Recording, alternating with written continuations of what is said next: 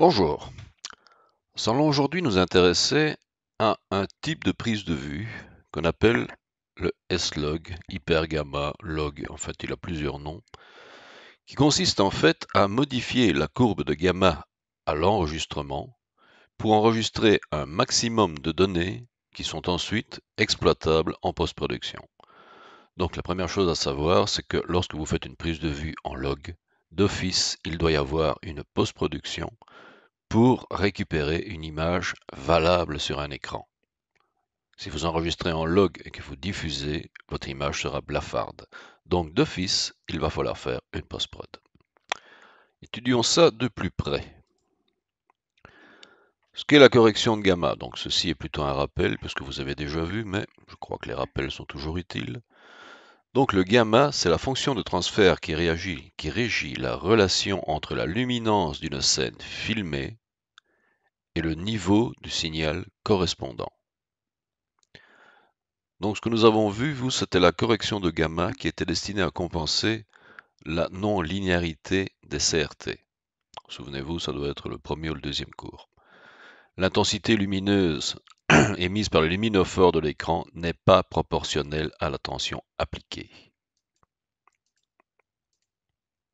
Vous aviez donc ceci. Lumière restituée par rapport à la tension appliquée au tube cathodique marquerait que dans les faibles tension, en fait, vous avez encore une plus faible lumière, vous n'êtes pas du tout proportionnel. La proportionnelle serait celle-ci. Marquerez que vous pouvez augmenter votre tension assez longtemps avant d'obtenir un peu de lumière. Et donc, ce qu'on fait, c'est appliquer une correction de gamma inverse à la caméra, qui est donc celle-ci. On envoie celle-ci sur un récepteur qui a celle-ci, on obtient une foule proportionnelle. Donc le gamma d'un CRT est de 2,2, la correction apportée c'est donc 1 sur 2,2, 0,45. Vous avez ici une courbe de gamma d'un CRT, donc vous remarquerez que vous perdez tout détail dans les zones foncées, votre image est un peu écrasée.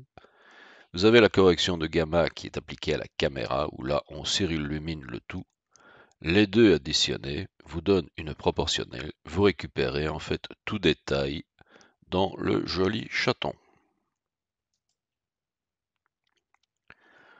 On peut aussi modifier la courbe de gamma pour modifier le rendu de demi-teinte de l'image. Donc, vous avez certaines caméras dans lesquelles vous pouvez modifier la courbe de gamma. Le contraste des zones moyennement éclairées est renforcé pour des gammas inférieurs à 0,45, atténué pour des valeurs supérieures à 0,45. C'est ce que vous obtenez ici. Ici, vous avez une courbe tout à fait proportionnelle, qui n'est d'ailleurs plus une courbe, c'est une linéaire. Si vous écrasez un peu, vous renforcez les contrastes dans les zones un peu plus sombres.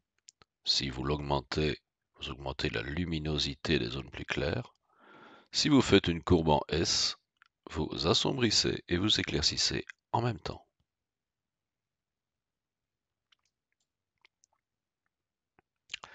Petite introduction donc au S-Log et hypergamma.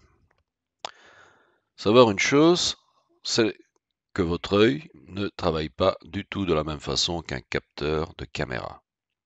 Un capteur vidéo est un appareil linéaire, votre œil est un système logarithmique. Donc, l'exemple que j'ai mis ici, si vous avez 4 ampoules allumées, si vous voulez voir une différence significative, vous devez doubler le nombre d'ampoules. Donc votre système visuel est logarithmique. C'est le même principe sur les amplis audio. Lorsque vous passez d'un cran à un cran supérieur, vous doublez le volume. Votre oreille est aussi logarithmique. De même manière, le diaph d'une caméra ou d'un appareil photo est gradué de façon logarithmique. Ce qu'on appelle un f-stop, un t-stop ou un diaph consiste à doubler ou diminuer de moitié l'exposition. Donc l'ouverture mesurée par des f-stop identifie la taille de l'ouverture du diaphragme par rapport à la longueur de focale de l'objectif. Donc ça varie de f1 à f64. À chaque fois, c'est un diaph. vous doublez ou vous diminuez de moitié la lumière qui rentre. Revenons à nos petites lampes. Si votre scène avec une lampe est exposée à un stop, pour augmenter d'un stop, vous devez doubler le nombre de lampes et ainsi de suite. Donc 1, 2, 4, 8, 16, 32. À chaque fois, vous doublez. On va voir comment fonctionne un capteur vidéo. En abscisse, vous avez le nombre de lampes. En ordonnée, le signal vidéo. Donc ici, je suis simplement gradué en linéaire. Et ici, j'ai donc la sortie du signal en pourcent. On s'aperçoit que la résultante est une droite. Le système est full linéaire. Pour arriver à 100%, vous arrivez ici. C'est donc bien un système linéaire. Ici, j'ai juste modifié, rajouté des diaphes en horizontal et l'échelle verticale est passée en données, en databit.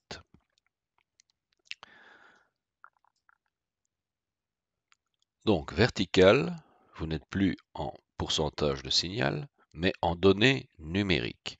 Donc j'ai arrêté à 1000. Normalement, si vous travaillez en 10 bits, c'est du 1024. Bon, on va faire plus simple. 1000, c'est bien.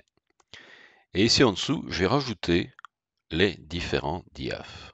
Donc 2 x 2, 4, 1 diaph, x 2, 8, 1 diaph, x 2, 16, 1 diaph, et ainsi de suite. Ce qu'on peut remarquer sur ce schéma, c'est que le capteur vidéo utilise de 0 à 50 pour le premier stop. Donc vous êtes ici. 50-100 pour le deuxième. 100-200 pour le troisième. 200-400 pour le quatrième. Et 400-800 pour le cinquième. Donc, pour ce diaph qui est ici, vous tombez ici pratiquement. Autrement dit, pour un diaph, qui est donc celui-là, vous utilisez la moitié des données utiles. De 0 à 500, vous captez les 4 premiers diaphs. De 500 à 1000, vous captez un diaph. Donc ça fait énormément de données nécessaires pour coder en fait ce qui ne sera que des blancs. Donc si vous voulez enregistrer toute la dynamique d'une image en utilisant un système linéaire, vous aurez besoin d'énormément de données pour les blancs, alors que peu de données sont allouées aux zones moyennes et sombres. La moitié des données pour 4 diaphs, l'autre moitié pour un seul diaph. C'est ça qu'on va essayer de compenser. Ici, en fait, dans ce schéma, j'ai la courbe que j'obtiendrai, donc en vert, si j'alloue la même quantité de données à chaque stop, donc à chaque diaph. Donc vous obtiendriez ceci. Dans ce cas-ci, vous marquerez que j'ai à chaque fois 200 par diaph.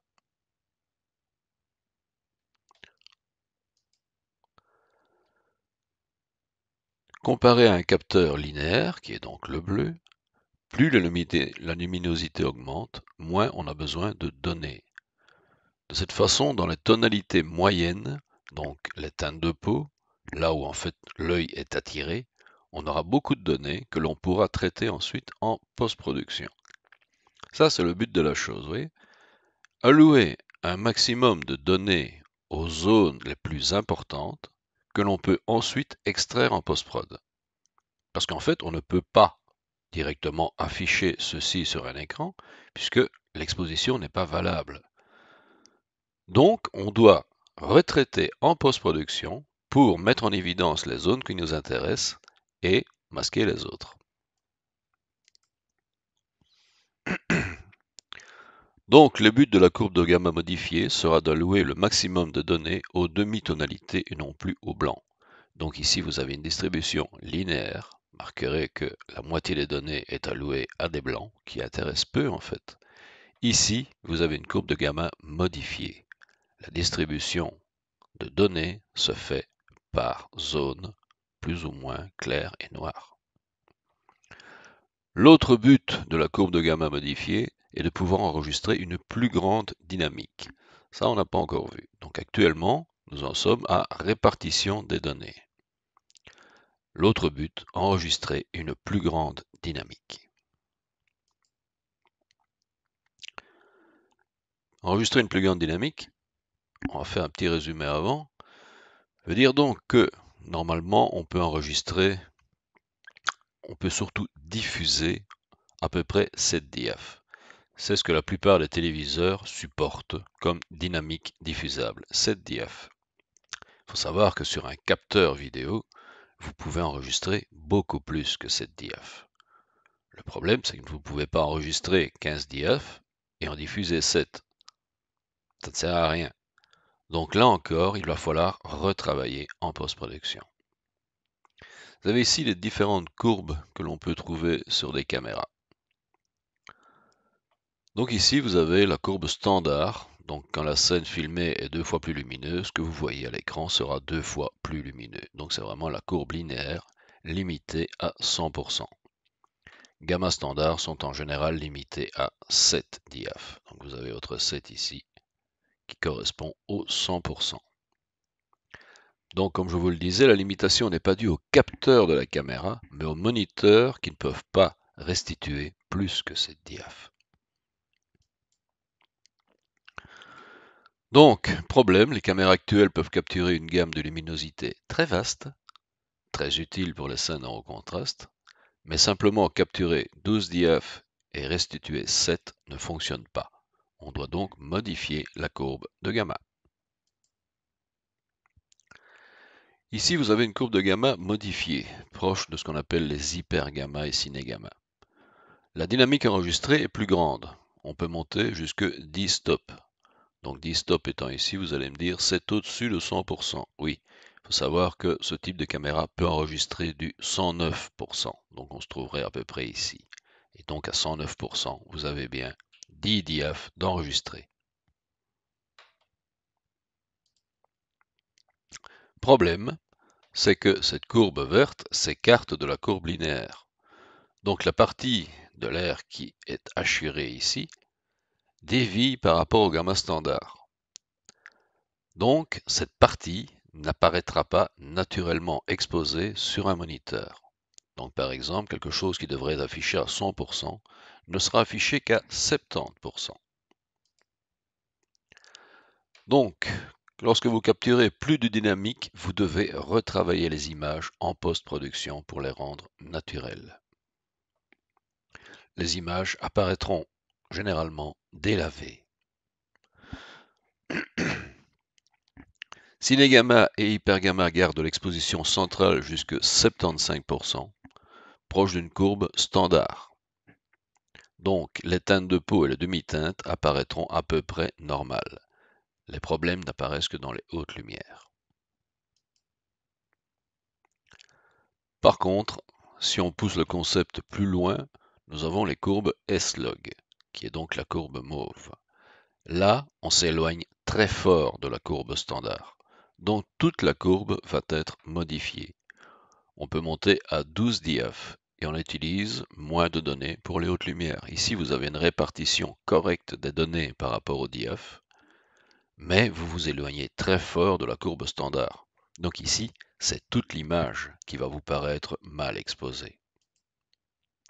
Voilà ce que ça donne en fait. Ceci est l'image que vous pourriez afficher sur un moniteur lorsque vous avez capturé avec une courbe S-log. Donc, pour les tournages, il est nécessaire d'utiliser ce qu'on appelle des LUT, Lookup Table, qui est ici. Ce que va faire cette LUT, c'est en fait redonner une courbe linéaire pour que vous puissiez regarder sur moniteur ce que vous faites.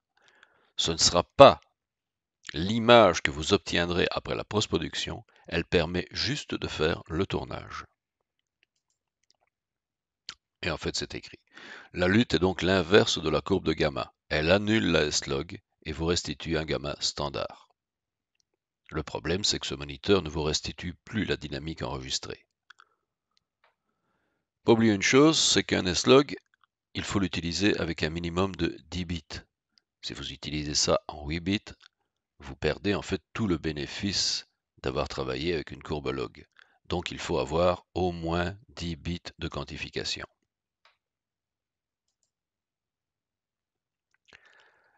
On en arrive à la différente philosophie de captation numérique. Propose 6 grandes familles. La philosophie News. Image linéaire fabriquée au DF. L'image est directement exploitable, donc c'est vraiment du news. Vous filmez, vous diffusez, vous ne faites rien. Donc courbe à 100 ou 109%, tout ce qui se trouve au-dessus sera clippé. Vous avez le gamma ni qui permet en fait de... En fait, on va passer au schéma, ce sera plus simple. Voilà, gamma ni, vous avez par rapport à la courbe linéaire ici, vous avez deux paramètres, un qu'on appelle le ni qui permet de positionner l'endroit où vous allez courber à peu près n'importe où, et vous avez le deuxième paramètre qui est le slope qui va vous donner en fait l'inclinaison de ce que vous allez ici modifier. Ça permet quoi ça? Ça permet d'avoir sur toute cette partie une image affichée et capturée linéairement et de récupérer du détail qui pourrait se trouver clippé si vous étiez à 100%. Je crois qu'il y a un exemple. Donc je vous rappelle que vous pouvez lire tout ça sur les slides sur debenedetti.be. Et voici ce que ça donne. La même image en linéaire et avec un nid. Marquerez que l'image dans les zones demi-teinte, je dirais, reste absolument la même. Par contre, dans tout ce qui était saturé au départ, vous récupérez du détail. Philosophie hypergamma. Ce sont des courbes toutes prêtes qui permettent d'exploiter au mieux la dynamique de la caméra dans la plupart des conditions d'éclairage.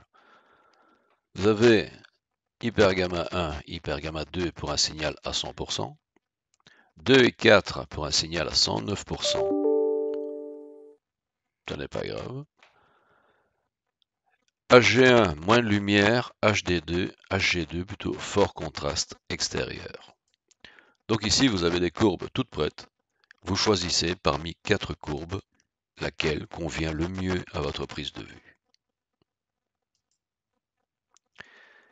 Ensuite vous avez les courbes de réponse sur mesure, c'est-à-dire que certaines caméras permettent l'acquisition de courbes que l'on peut fabriquer suivant la scène que vous allez filmer.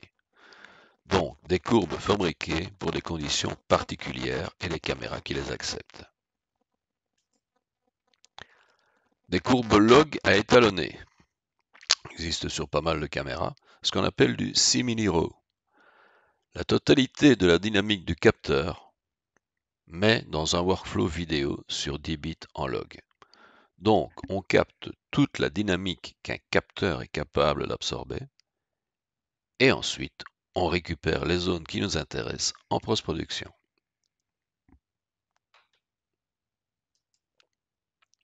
Donc, c'est une courbe dont je vous ai déjà montré tout à l'heure.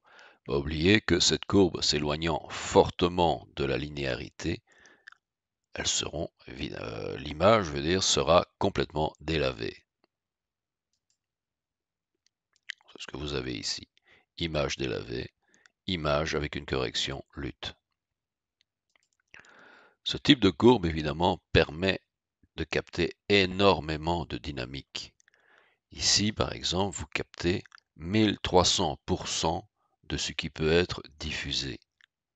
Donc, si vous aviez un signal 100% linéaire, vous vous trouveriez ici. Toute cette plage de dynamique ne serait pas enregistrée. Donc ici, vous pouvez capter jusque 1300% de ce que vous pourriez faire en linéaire. Ensuite, ici vous avez une LUT, ici vous l'avez en délavé. Et voilà ce que l'on peut faire en post-production avec une image complètement délavée. Étant donné que vous avez toutes les données nécessaires, vous pouvez remodifier votre courbe pour récupérer les zones qui vous intéressent. Et ensuite, tout remettre sur cette diaph pour la diffusion.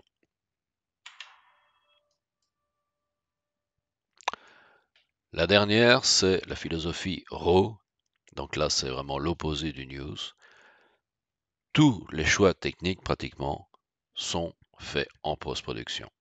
Vous captez tout et ensuite, tout le travail qui se fait habituellement dans une caméra news et qui se fait automatiquement, tout se fait en manuel.